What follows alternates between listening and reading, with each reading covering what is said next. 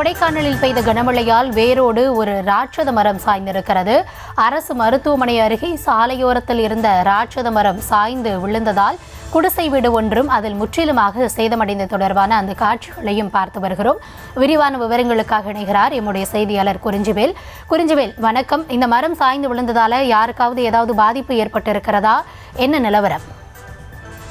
நிச்சயமாக கௌதமி, திண்டுக்கல் மாவட்டம் கொடைக்கானல் மலைப்பகுதிகளில் கடந்த சில தினங்களாக பலத்த காற்றுடன் கூடிய சாரல் மழை அவ்வப்போது விட்டு விட்டு பெய்து வருகிறது. இதன் காரணமாக மலைப்பகுதியில் ஆங்காங்கே மரங்களும் முறிந்து வருகிறது. இந்த நிலையில் வத்தலகுண்டு பிரதான மலைச்சாலையில் அரசு மருத்துவமனை அருகே சாலையோரத்தில் உள்ள குடியிருப்பு பகுதி ராட்சத மரம் ஒன்று முறிந்து விழுந்தது. இதன் காரணமாக இங்கு நிறுத்தி வைக்கப்பட்ட விலை உயர்ந்த 2 சக்கர வாகனங்கள் சேதமடைந்துள்ளன. அதே போல இந்த பகுதியில் உள்ள தகர வீடும் சேதமடைந்துள்ளது. நல்வாய்ப்பாக இந்த வீட்டில் யாரும் இல்லாததால் பெரும் சேதம் தவிர்க்கப்பட்டதும் குறிப்பிடத்தக்கது. கௌதமி, விவரங்களுக்கு நன்றி குறிஞ்சிவேல்.